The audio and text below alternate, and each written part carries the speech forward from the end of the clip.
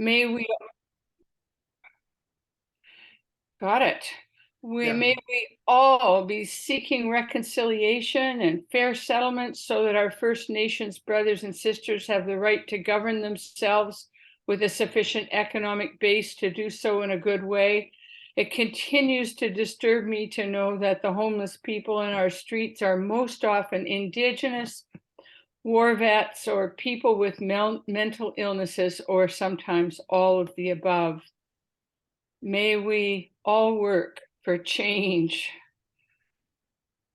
I'm sorry I couldn't come in person. I really wanted to be there to be able to socialize with you afterwards, but I just don't have the energy for that right now. Thank you for your patience.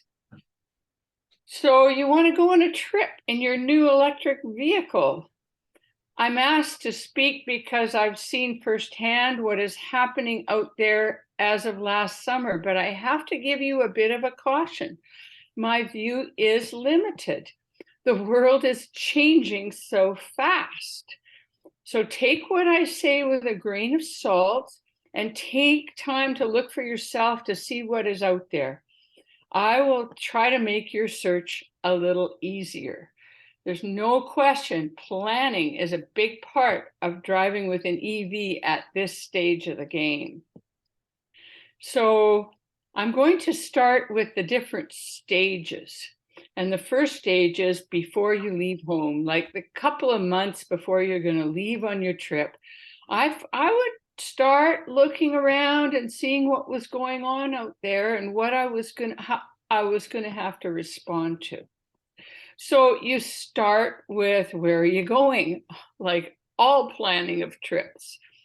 And then what's the best route that you want to go on because you have people along that route, or because it's shorter, or for it's more beautiful, for whatever reason.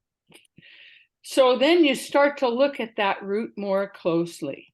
And you also ask yourself, what kind of a drive do I want to have?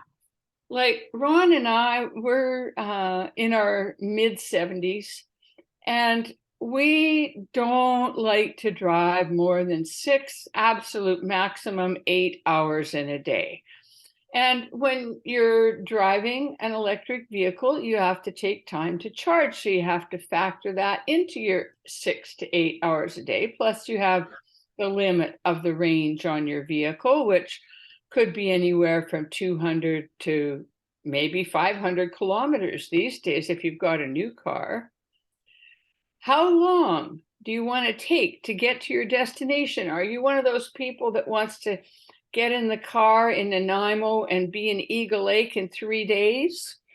Or are you one of those people that has a couple of weeks to blow and you have people to see along the way, like me? And what is the range, and how do you plan for that? The first year that we did this, the only reliable source of charging was Petro-Canada. It was new.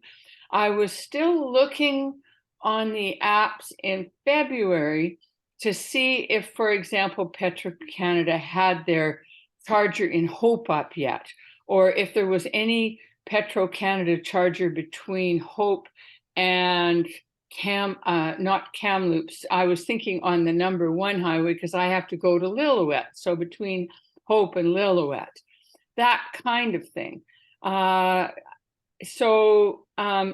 You have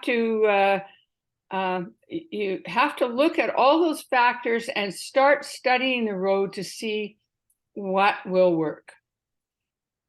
And where and how will you overnight is the other big question. Are you camping? Then you need a campsite with a plug-in, or a charging station nearby, or how are you going to do it? So I'm just going to give you a little example. I'm going to start sharing my screen, and I'm going to share my desktop and then pick things from it. So that I can go back and forth between things. So the first thing that comes up on my desktop is this little notepad. I don't know whether you could see this or if you need it to be bigger. Yep. Is it okay? Yeah. So you can see this is my pre-planning. I'm just giving you a window on my own way of doing things. So I started really recording in this particular document all kinds of information, like how many points I had on my credit card and whether I had rewards points at different hotels and what the number was so that I could easily retrieve it if I needed it. And then I started checking the kilometers, like literally going into Google and finding out how far it was from Coquitlam to Lillooet and how long it would take, and trying to estimate whether, see, the only trouble is I'm looking at 300. I have from Coquitlam to Lillooet, I have a 400-kilometer range, so there should be plenty, but what if it's all uphill? And what if it happens to be raining and I have to have the windshield wipers running, or it's one of those days when my bolt fogs up and I have to run the fan. If you have to run the fan and the windshield wipers, your mileage goes down. So you have to think about those things and see, is that an easy risk or is that a potentially difficult risk? And how much of a risk taker are you? So I did that with every, so you can see here, I've tried different things, or like I compared to other possibilities, trying to decide where I should stay overnight. And so I did that all the way along the trip. You can see. And I made my plan based on that. And that was the starting plan. So in Calgary to Regina, I got to Medicine Hat and it was July the 8th last year. And July the 8th was the date that Rogers went down. And that was the day that I learned that internet was an absolute necessity to get your car charged. So there's so many learnings from the real experience, but this was the initial plan. And you can see I did it all the way along. I've kept on going. I didn't always have it all done before I got there if I knew the way, but I did have, and I've got to show you an example now. I'm just going to put this notepad down. I'm going to show you an example. I've made it as far as Winnipeg.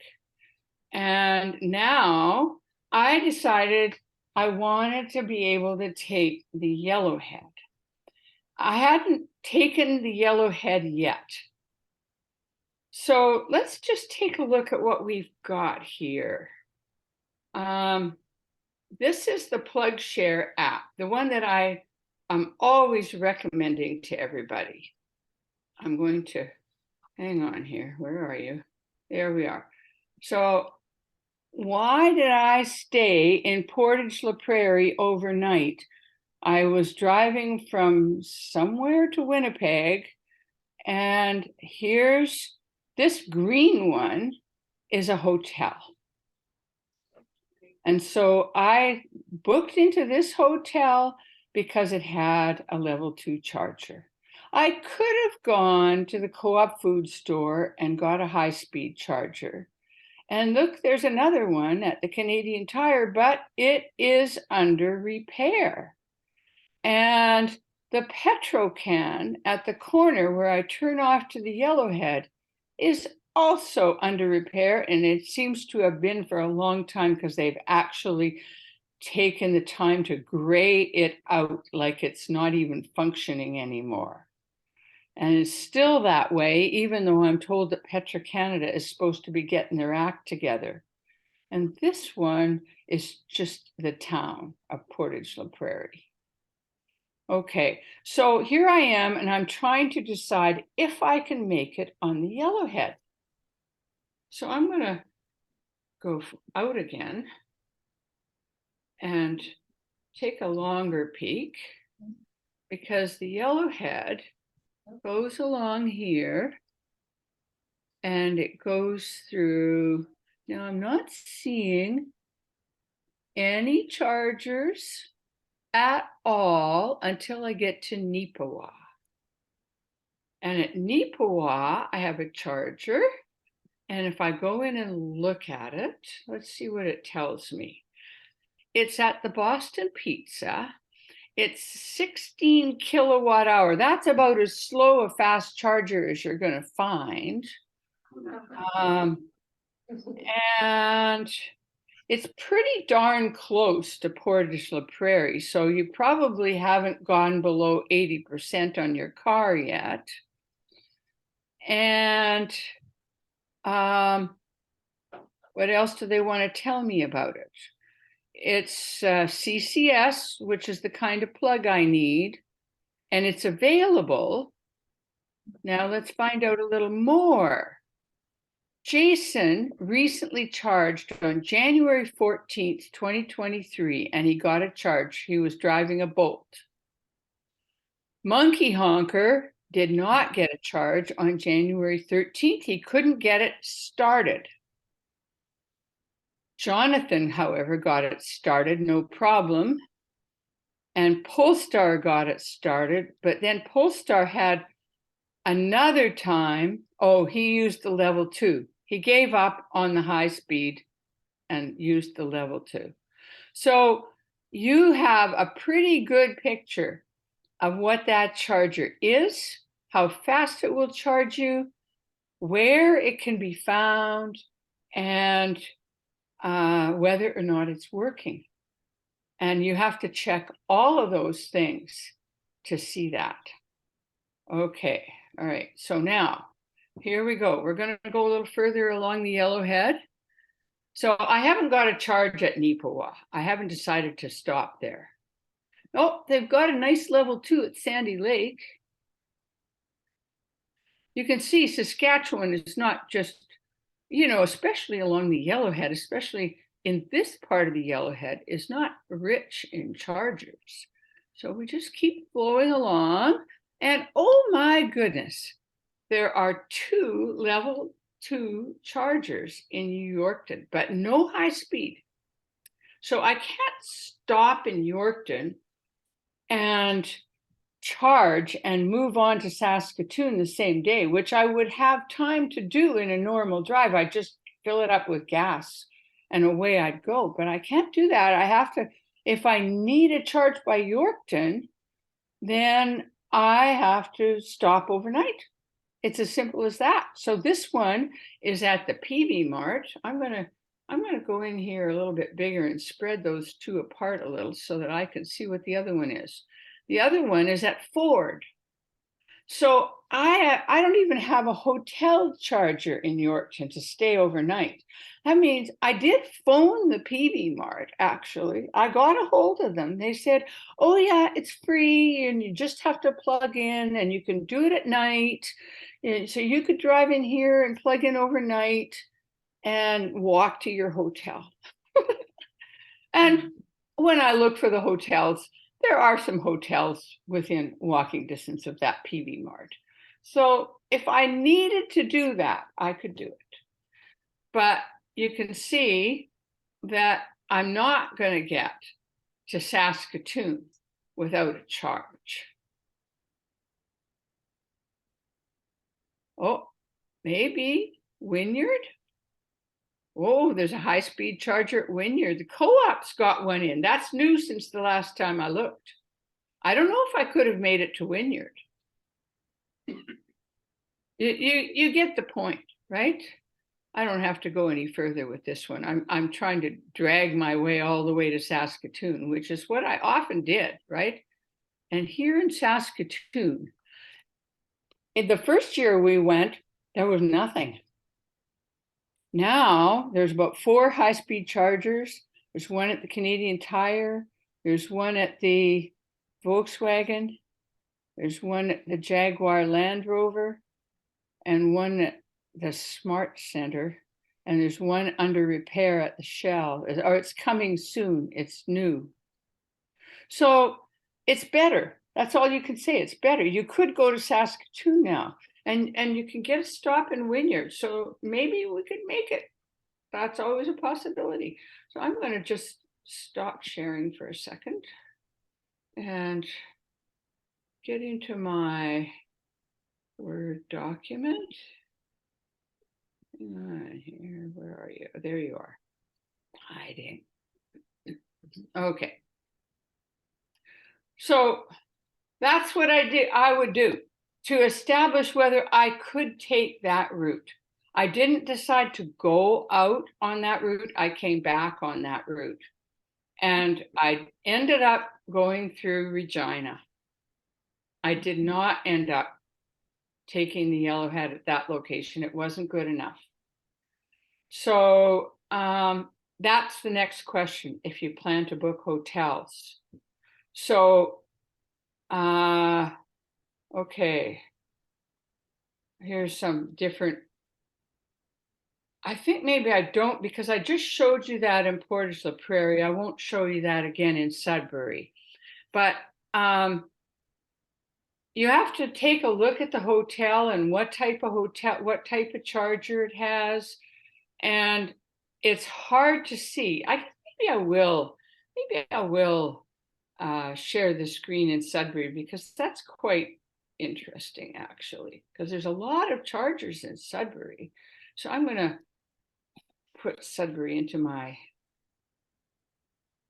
search engine. And then where's my screen share? Yeah. Okay, here we are.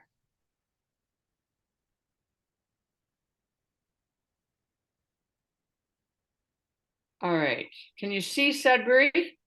Yeah. Mm-hmm. I'm gonna get bigger now. It's difficult to get all these little guys. If, now you notice there's lots of level 2s. And it's just interesting. Sudbury's not a big place. So let's see what they have.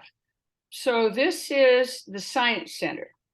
So that's a daytime charge. There's the Quality Inn and Conference Center. That's where I actually stay when I go to Sudbury. It's a hotel with a level 2 charger.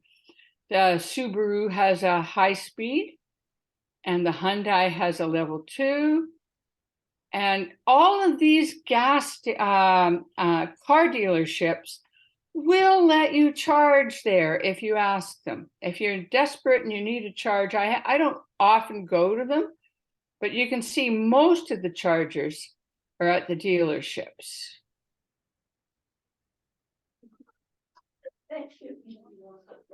Just for interest. So you'll note,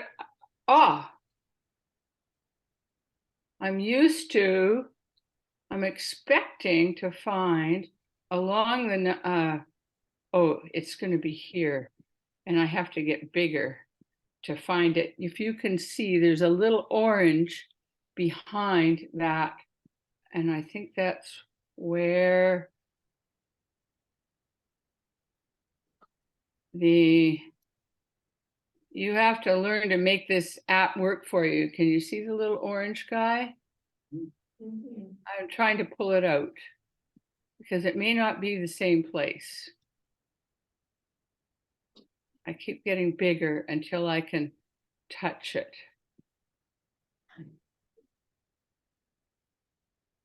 I'm looking for the Petro-Can.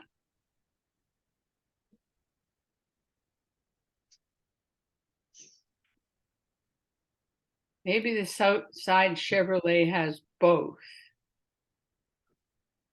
as it doesn't seem to be the Petro-Can. So where did I find my Petro-Can in Sudbury?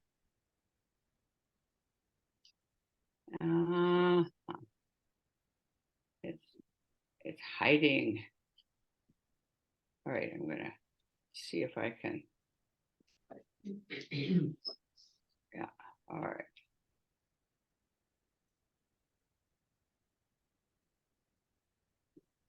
Go away. Yeah.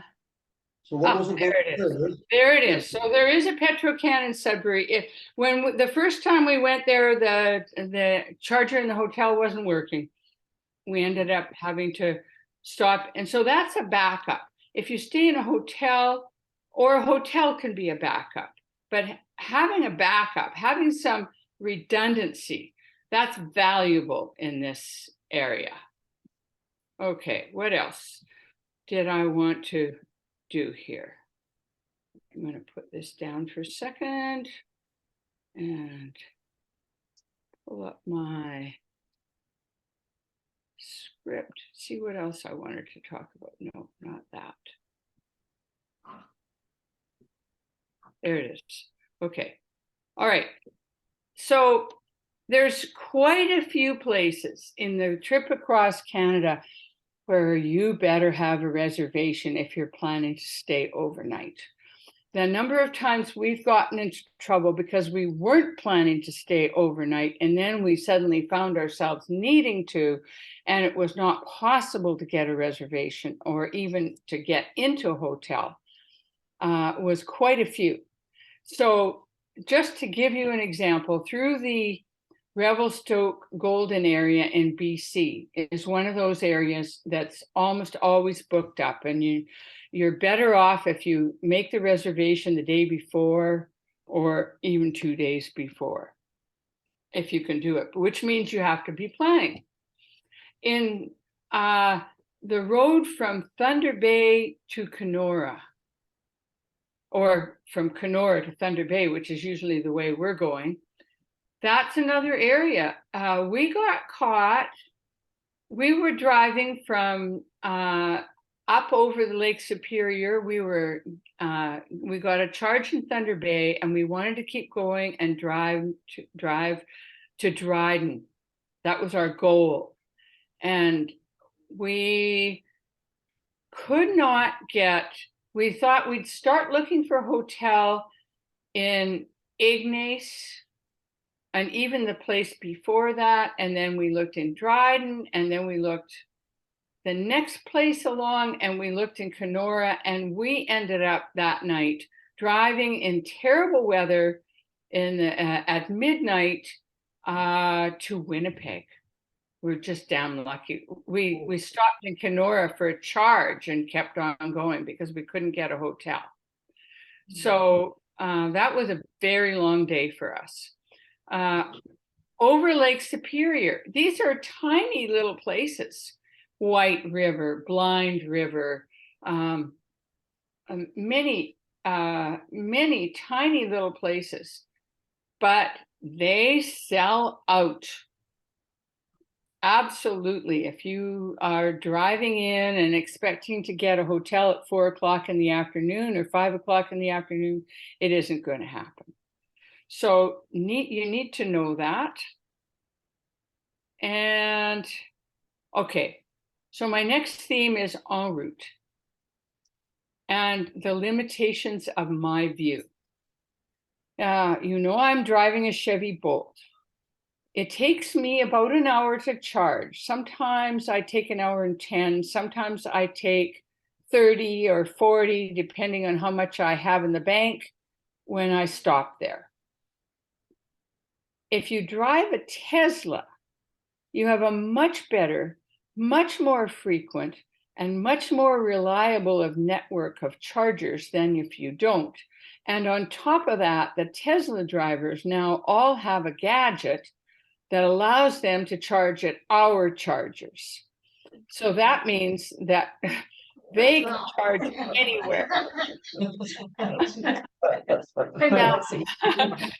It is my understanding that they are going to come up with a gadget that allows us to charge at their chargers, but I haven't seen it yet.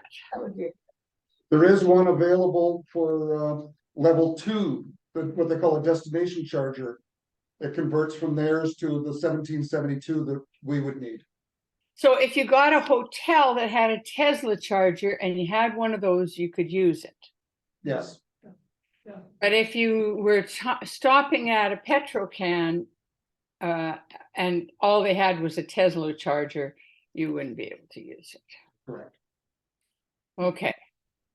So the other thing is, I had a nice chat with the president of the Electrical Vehicle Association in Ottawa, because I was giving a presentation at the Unitarian Church there, and he took the time to correct me on quite a few misconceptions.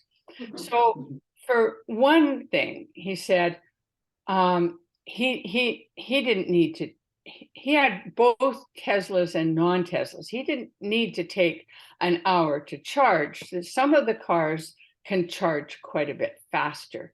And I asked my Chevrolet dealer about that. I said, so are the new Chevrolet Bolts going to be able to charge faster? And he said, oh, that was, you know, he's a salesman. Let's be clear who I'm talking to, right? And he was saying, oh, don't listen to that stuff. He said, your car doesn't charge faster because you have a gadget in your car that stops you from charging faster because it's better for the battery. And those people don't have that in their cars, and they are running their batteries down and will wear their battery out sooner than you will. Now, is he telling me the truth? I don't know, but that's what he told me. Okay, so anyway, you may have different experiences, in other words, than me.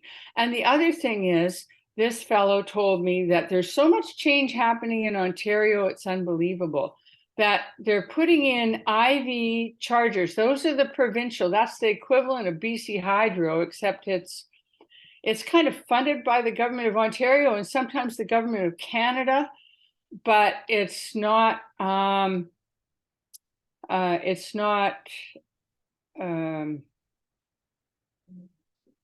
well, when I was up there, they were not always reliable. They weren't always getting repaired.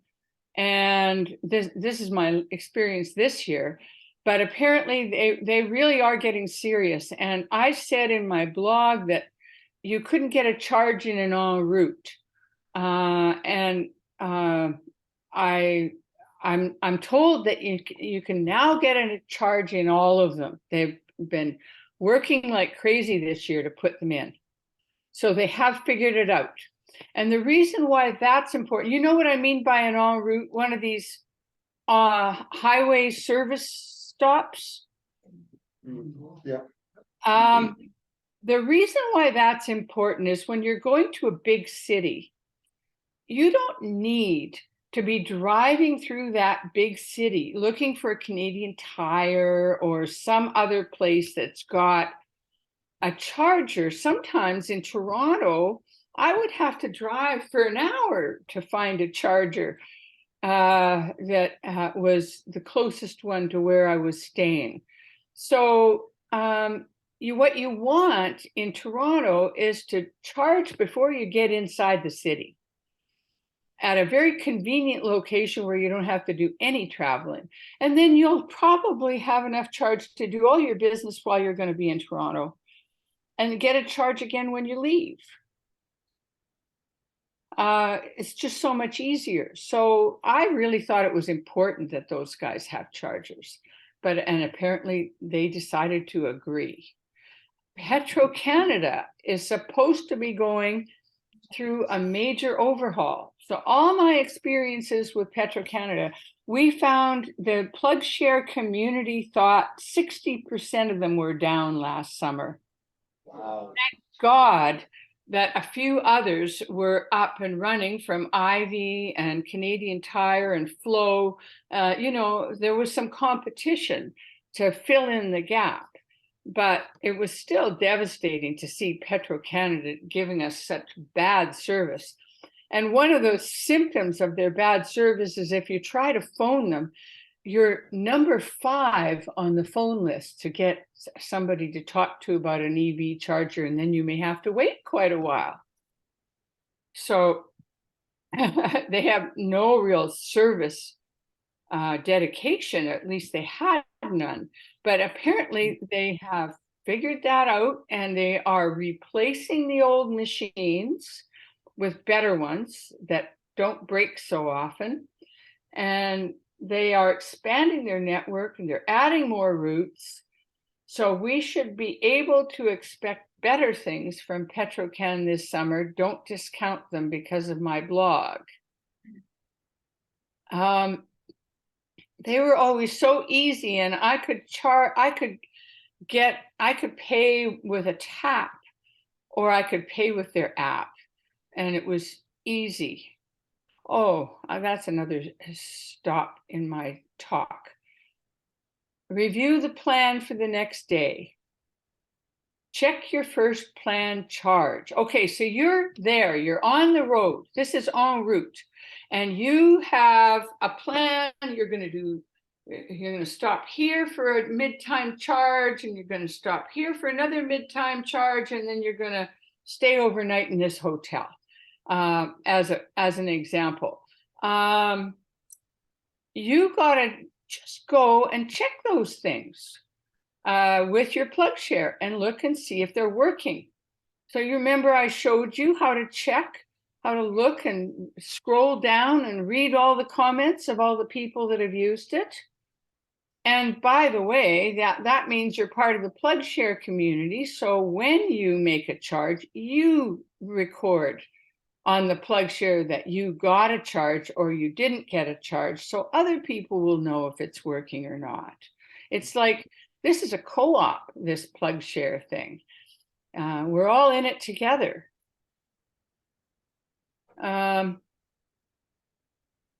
So let's just look over Lake Superior. I'd be very curious, to see how they're doing with that regard. Hang on. All right, let's see what happens if I share screen for a sec. No, I don't want that. I want PlugShare. Yep, there.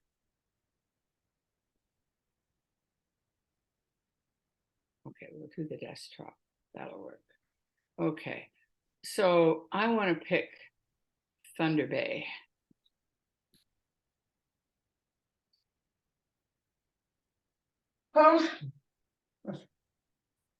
Okay, all right, here I am in Thunder Bay. Now, I actually took a trip.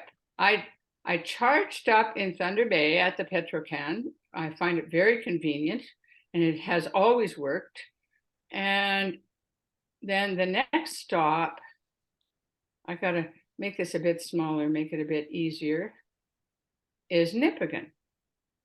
Now, Nipigon has the Beaver Motel should not be reporting that it really has a level 2 charger, because it doesn't. At least in my experience, they never have. But the Petro-Can is currently reporting as working. And we'll just check that. Last check-in, I checked in then. Okay, you can see what they have. They're very fast.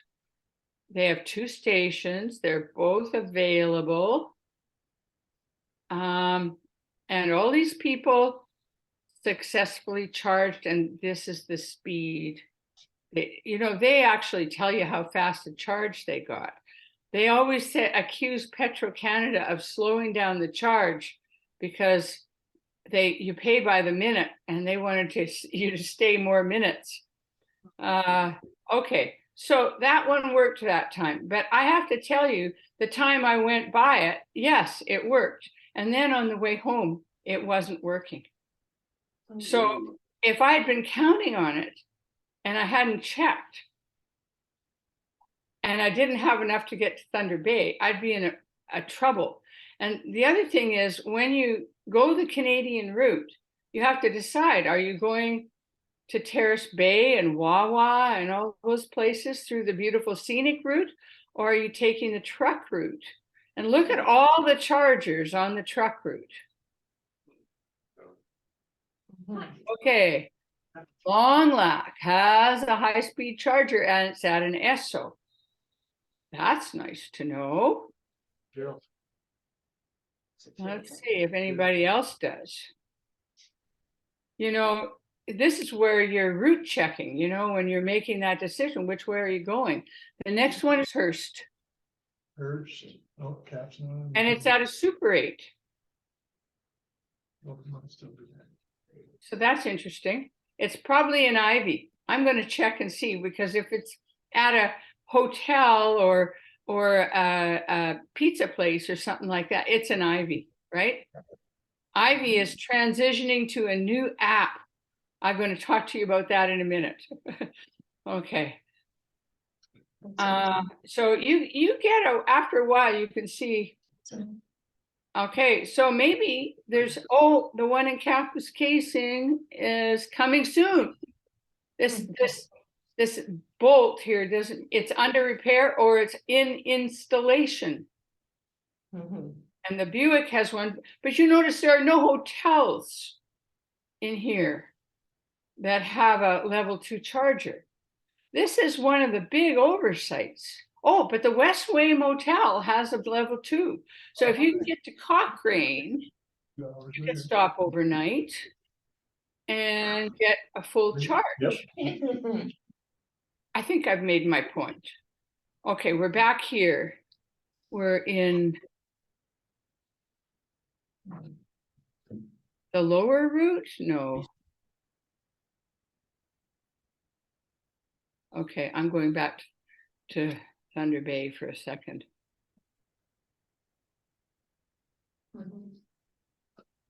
Just to see the lay of the land on the other route. So we're at Nipigon. Our first high-speed charger is at Terrace Bay. And look, there's a little, see that little green thing there? If I go in here and go bigger, maybe I can pull that green thing out from behind. I just have to get my map big enough.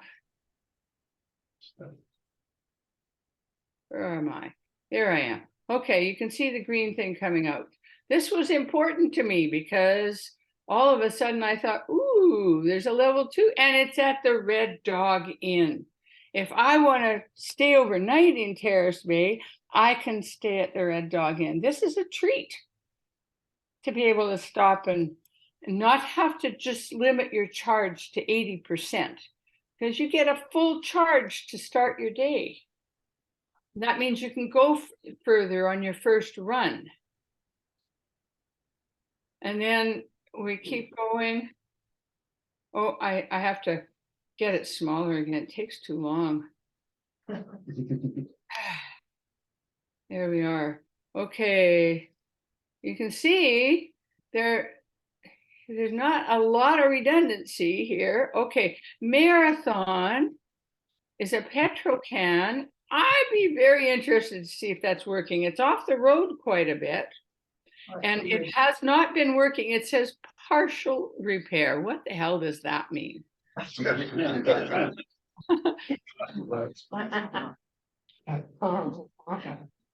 Now, okay. Okay, so they've got the level 2 is not available, but there is a high speed available, and people are charging in 2023. So that means that there is a little bit of a extra capacity there that we didn't have before. The last 2 years, it wasn't available. So let's see. You can see how many kilometers I have to drag along. Now, White River has a charger, and we planned to grab, it's at the Continental Motel, but it's in Ivy. So it's a high speed. It's not an overnight charge. And we planned to use it, and it wasn't working. I'm sure it's probably working now. So I'm working my way to Wawa, because this is normally where people who leave Thunder Bay stay overnight, is in Wawa. That's the Classic, stay. And there is a Petro-Canada in Wawa. Is it working? If it isn't working, then you better have gotten it at that one before, you know?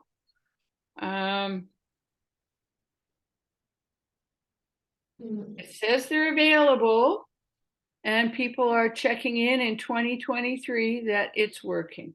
So that's a nice thing. But I do believe there's going to be a motel that's going to get a level 2 charger in Wawa as well. And they would get my business if they did. But I did get stuck 100 kilometers out of Wawa, and I found myself plugging into a level 1 charger, which gives you 60, 30, I don't know, 5 kilometers an hour. I think it's 5 kilometers an hour for the level 1. 4 days to charge you from scratch. And I stayed there for 3 hours and collected 4 hours and collected 20 kilometers and risked the run to Wawa to get my charge because White River was down. That's the kind of situation you get yourself in when you're in a situation that has such poor coverage.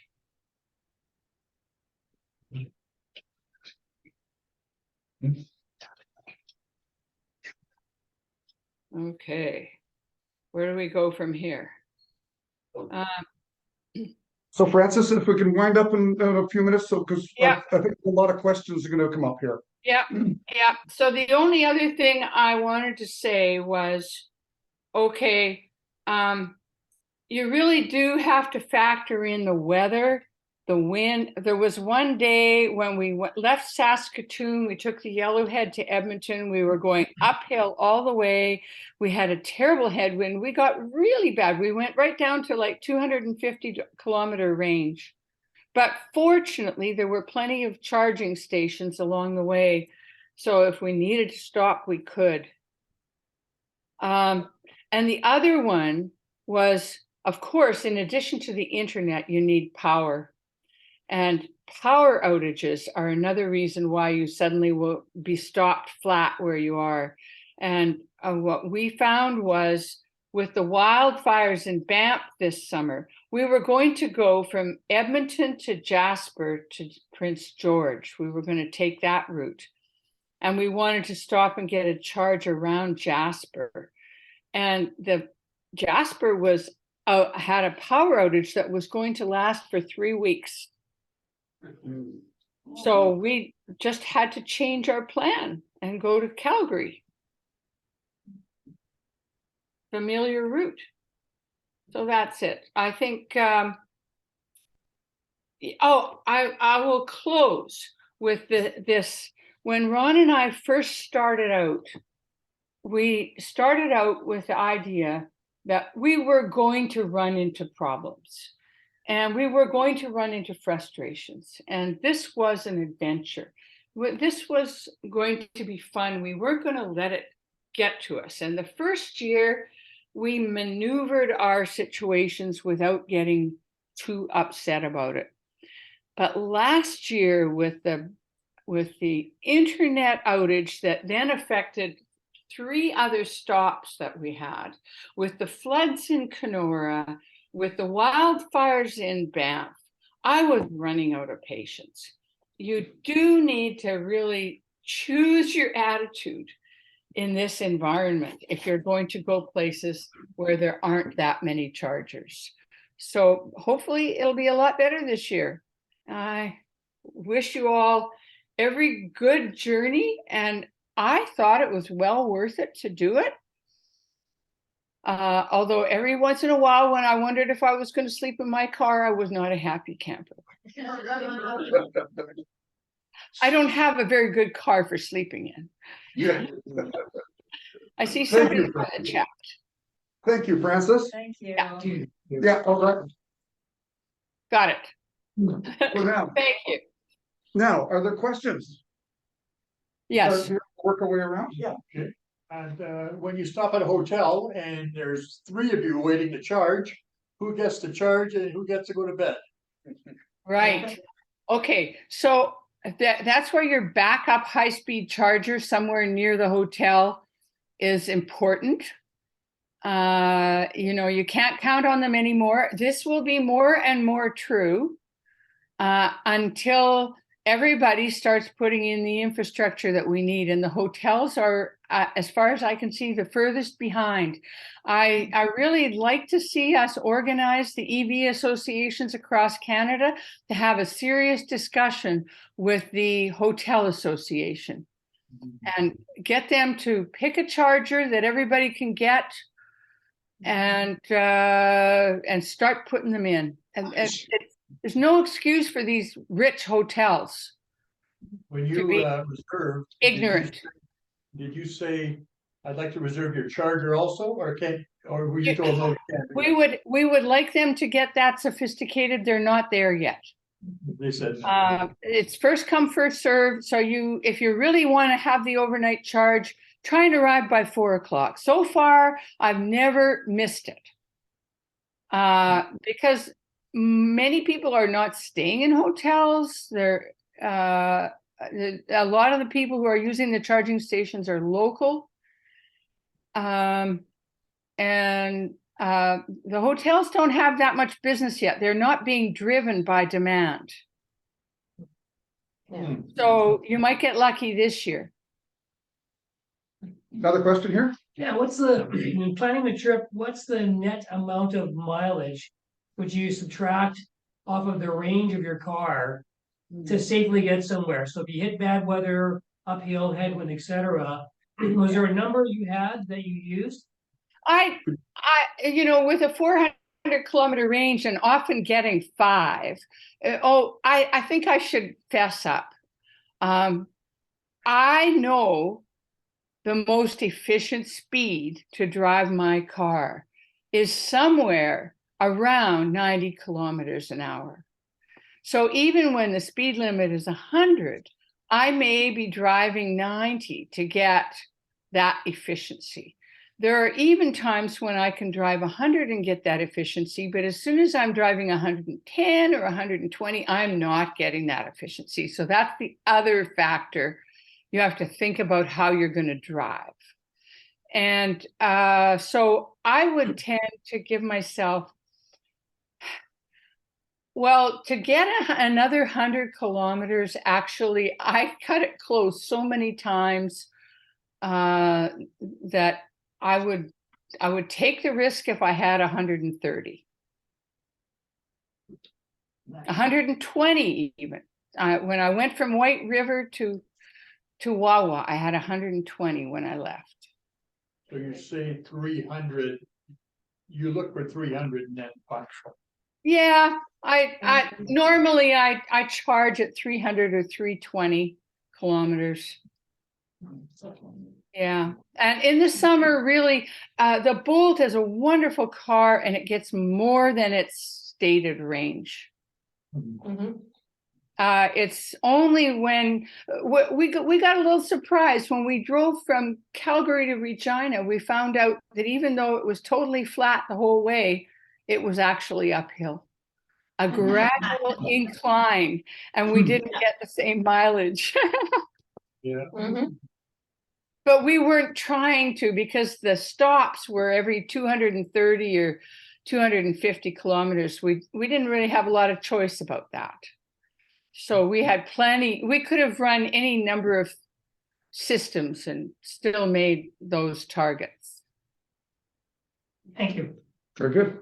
Frank? Excuse me, my experience with charging at hotels has been positive as a rule. But I always check it for front desk, and say, I'm charging here, it's okay, yeah. And then I say, oh, then I'm leaving my car overnight there. Because I'll plug in, I don't care about how it is. Yeah. And I'll tell the girl, I'll leave her overnight, and she'll say, but we have somebody else coming in who needs to use it as well. I said, okay, in that case, I'll move my car for the person. But I'll first ask, and then find out who else there. Now, I have moved my car, one hotel, And it's in Oregon or somewhere. And they brought a bunch of diesel trucks parked there. You know, and I gave them in the afternoon, in the morning, and said, I gave them half. Because that's not what electric chargers are for. And so that's a matter of education. But Yes, you're right, but that's my experience, but generally I'll leave my car there overnight in that parking stall, and once, 5 years ago, when I first started driving. There was maybe one charger there, now there are 3 or 4, usually a Tesla one, but you know, it's very variety of things. The big thing for me has been to communicate to the front desk. yes, that's a very good point. People, and they want to look after you and they'll do the best. We are an ambassador. If we're ever going to get them to make reservations, we're going to have to talk to them about it and get them to think about doing that. And when it becomes a real need, I will be pressuring for that. And I ask for it now. You know, when I talk to the hotel, can I make a reservation for the charger? They'll say, no, you don't need to. And so I accept that. I don't fight, Right? but I always ask. So that they know that it's going to matter. And I agree with you. Like we, at one point, at one hotel, we left because we got there quite early at 3 o'clock and we were going to be charged at 1 o'clock in the morning. We told them, you know, give us a call. We'll unplug and move it if somebody else needs to charge. So it's a community. We are a traveling community. And if we think of ourselves that way and we're ambassadors, that's a really positive way to think about it. The second thing I do is make sure that somewhere around where I am, there's another place to charge. Yes, You know, you never know. have a backup. There. Yep. You don't know. That's what Francis had already pointed out. Yeah, that's good. And I have a rule in traveling that I will charge when the battery's warm at night and then top it up the next morning. So that's how I manage my batteries. And that seems to work. Yeah. And My objective is to keep that segregation as low as possible. that's the other thing. You know, a lot of these places are winter places and they have plugins, regular ordinary plugins. You probably have a level 1 charger with your car. So you can use a level 1 plug-in and so you can go down to your Petrocan or whatever, get your high-speed charge to 80%, and then go to your hotel and ask for a plug-in. That's the answer. Yeah. Yeah. Excellent. Any other questions? Stefan? So you're using PlugShare to plan. Have you tried a better route planner? Oh, you know, PlugShare has a route planner. I haven't, I'm actually a real Luddite with all these apps and there are so damn many of them. I haven't learned all the bells and whistles in them. I don't. Actually, Francis, if I Yeah. may jump in there, what Stefan's referring to is an app called A Better Route Planner. Oh, That's a an better app. route planner. Yeah. And do they have all the chargers and do they provide all that other information that Yes, PlugShare? and they actually take into consideration elevation. Ah, very So good. You also put in the model and year of car you have, Yep. what battery starting point you have, so it sort of adjusts. There you go. It's a better system. A Better Route Right. Planner. And everybody's trying to have the best app that'll do the most for the most chargers. But I found that I have to still have Come on, all the Frank. Let us apps. finish. Yeah. Joe's next. Joe, Yeah, just curious, I don't know if you can see me here, but curious if you also used a portable level 2 charger, even as a redundancy for like campsites or like welders or stuff like that. well, don't you have to have a 220-volt plug-in to use it? Yeah, which they have at some campsites, right? Yeah, if they do, then I would that would be fabulous. Yeah. Have your own level 2. I know Chevrolet Bolt, I think they're now giving out a level 2 with their cars.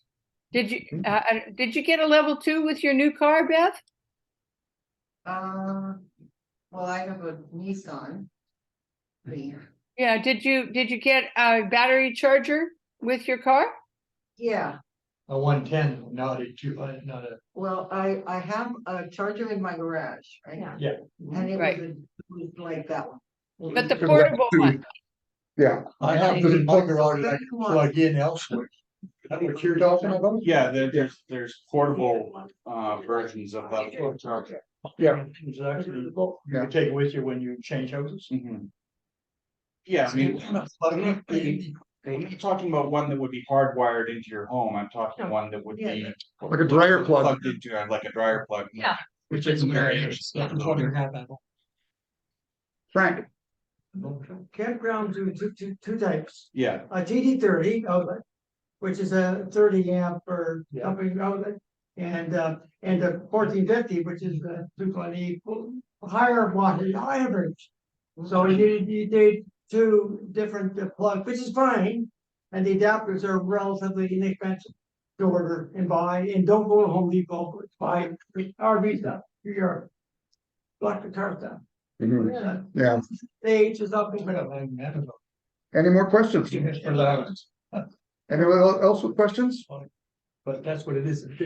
All right, well, thank you, Francis. Really appreciate your time. there you go. Good journey, everyone. Really, I'm just gonna end the recording here. okay.